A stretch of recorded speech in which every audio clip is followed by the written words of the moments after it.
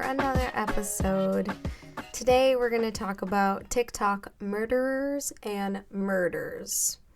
Before I start, I would just like to tell everyone to like, comment, subscribe on YouTube. If you follow me on Instagram, TikTok, and Twitter at Roll the R Podcast, you'll get some updates. If I get a couple of followers on Twitter, then I'll start kind of tweeting more, but now I have a whopping 0.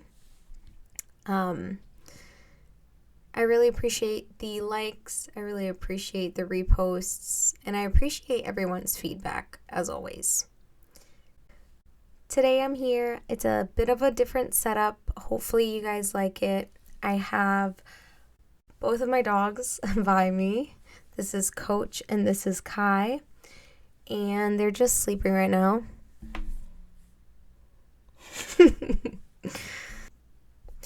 And yeah, so I will start with my first favorite of the week, which has to be my class called Public Speaking.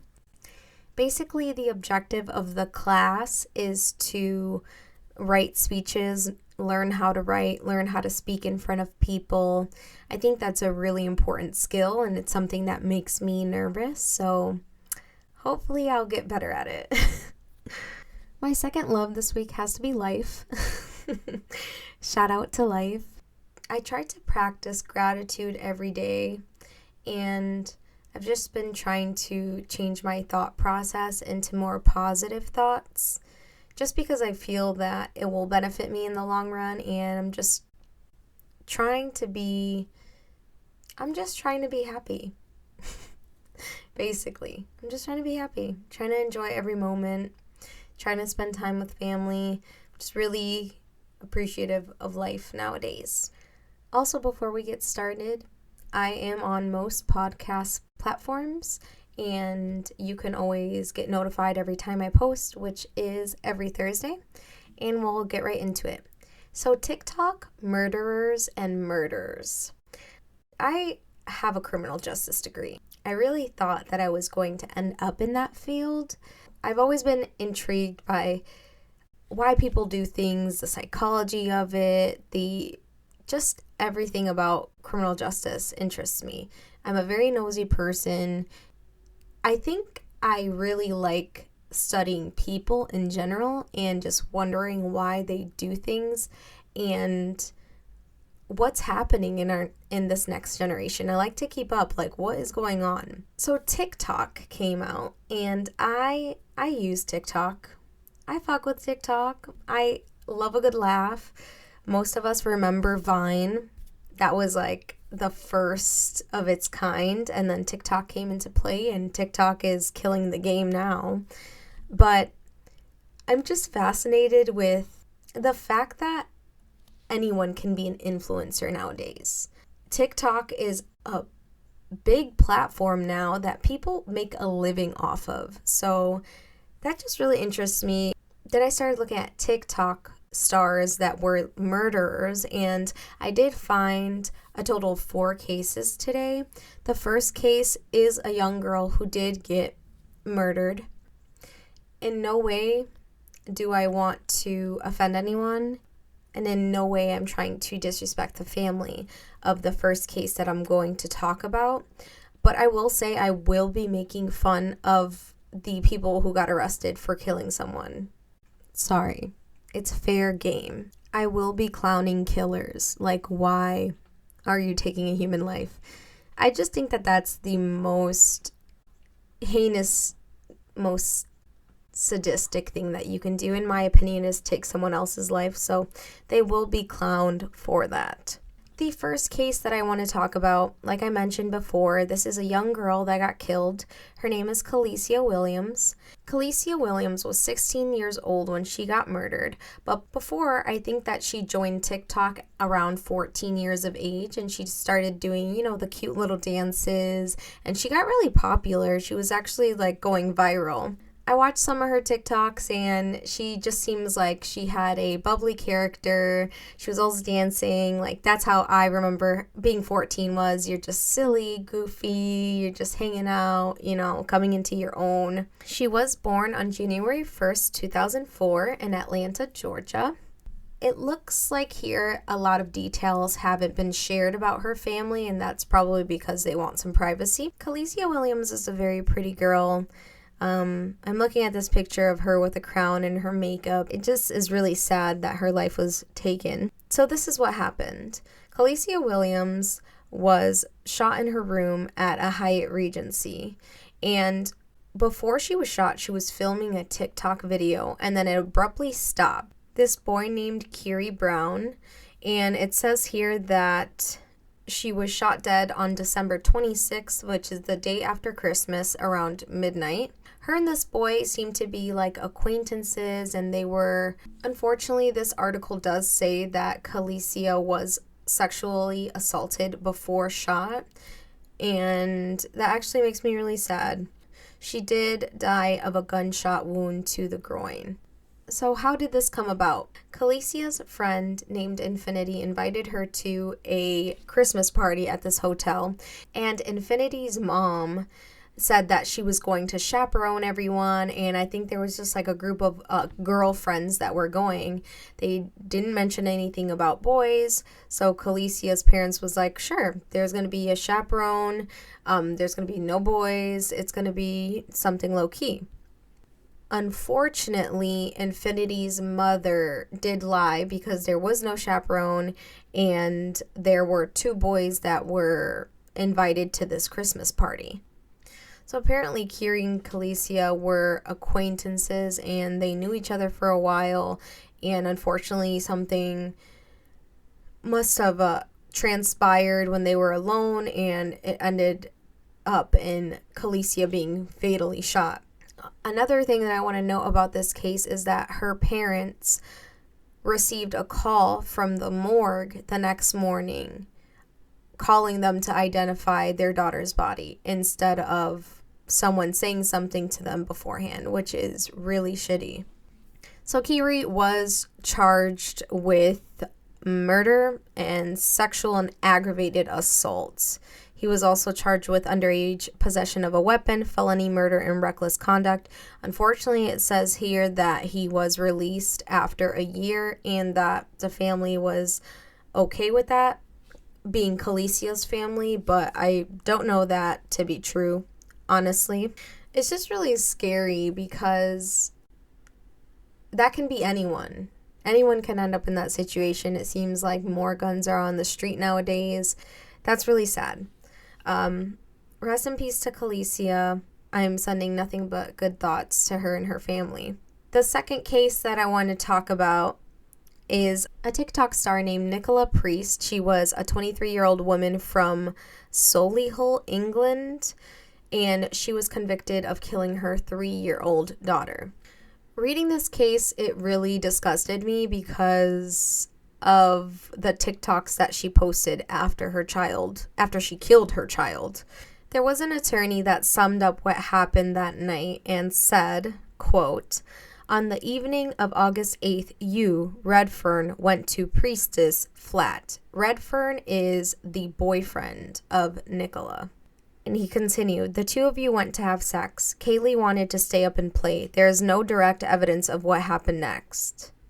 So basically they were insinuating that Nicola killed her daughter because she was too busy having sex with her boyfriend. Frankly, you're a piece of shit. And I hope that you get locked away forever because what? I can't stand women who do stuff for temporary men. Men that are not going to be in your life for that long. That is your 3-year-old daughter. Okay, get your fucking priorities straight.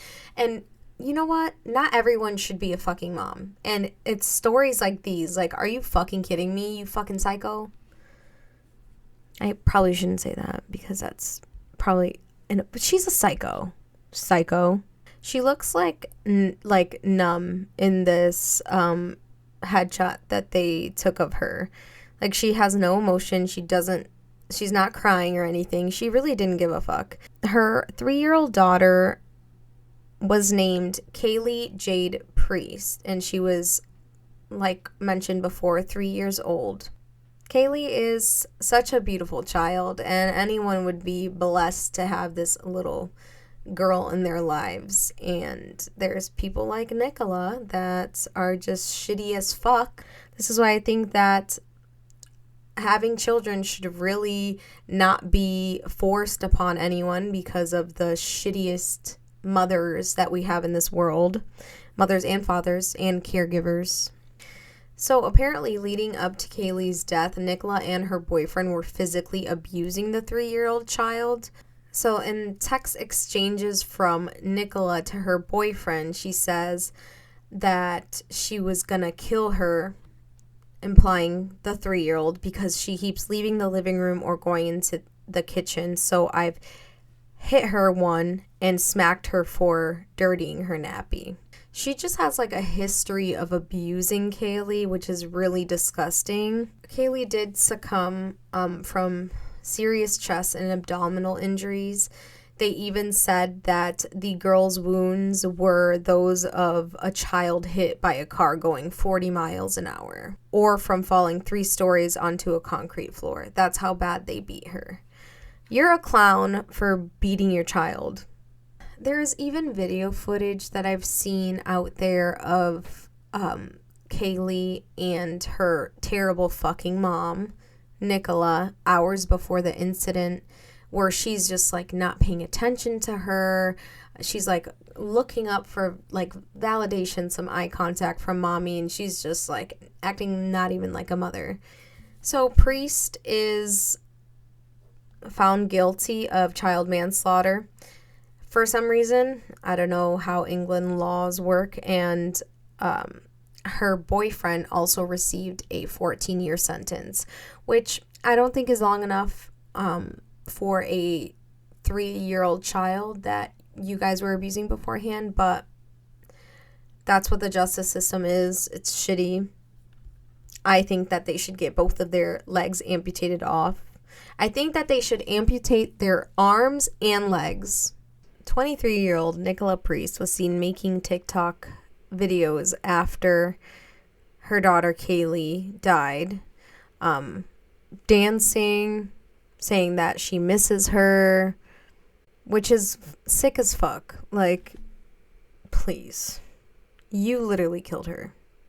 Next TikTok star that I'm going to talk about that is a murderer, his name is Zachary Latham. So Zachary Latham seemed to have a history of violence.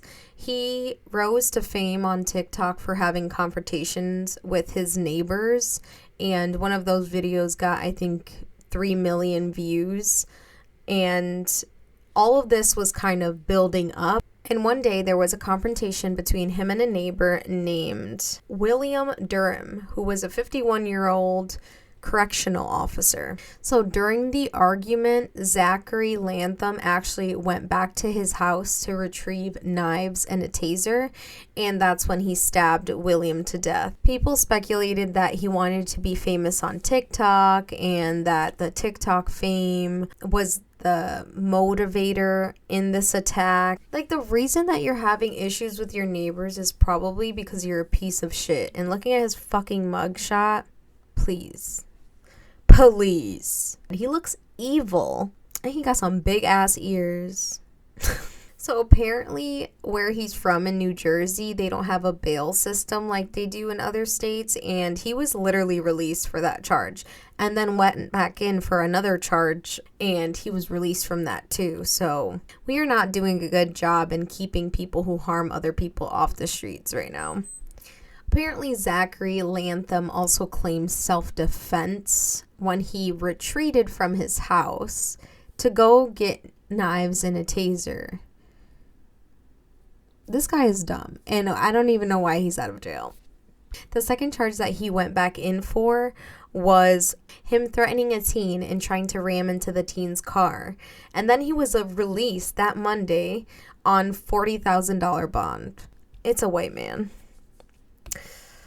That's why. The last case that I want to talk about is of a 14-year-old girl named Claire Miller.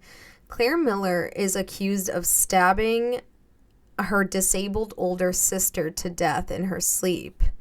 Claire Miller stabbed her older sister, 19-year-old Helen Miller, who had cerebral palsy, stabbed her to death while everybody in the house was sleeping, then picked up the phone and called 911. It just really makes me wonder why people kill. Like, why? That is, you're going to go to jail. You know you're not going to get away with it. Are you ready for jail? If you're trying to kill somebody, are you really ready for jail? And she admitted to the operator that she stabbed her sister to death. And the operator was a little confused at first because normally as a 911 operator, you really don't get calls like, I did this, I stabbed this person. So they sent help, and when officers pulled up, they saw that Claire had blood all over her and she was cleaning her hands off in the snow. And when they went to go find Helen, her sister, she had a knife still stuck in her neck and she was dead. It's said in most articles that Claire Miller was having some kind of psychotic break and she was doing things for attention, and that she was being bullied, and that she was just having some mental health issues, which I kind of find, I don't know. You tell me after you hear this detail. Shortly after police said that you killed your sister, she texted her friends that day saying, "Sorry guys, I killed my sister." So the defense maintained that Claire had voices in her head saying that she should kill herself, and that the voices in her head were degrading her. And it's just, I don't understand this, because if the voices in your head are telling you to kill yourself, why would you then go and stab your disabled sister in the fucking neck? You sick fuck. This is another quote from the morning after she killed her sister. She said to police, quote, "I would have killed someone sooner if I knew I was going to get McDonald's," end quote. And then you're going to let her plead insanity? What? I can't, bitch. I can't. You know, I was going to drill her because she has a little acne in her photo, but I'm going to let her live because I have a little acne too, so. I will say, though, she has a Lord Farquaad haircut. Bitch. So it looks like they have Claire in a youth detention center, and they're just trying to help her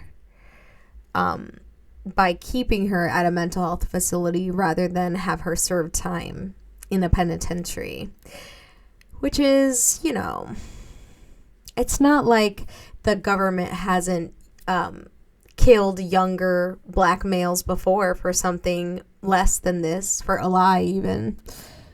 Thank you guys for watching this short episode. Say bye to my dogs or you're rude. Kai, say bye. Kochi, say bye. We will see you in the next episode. Bye.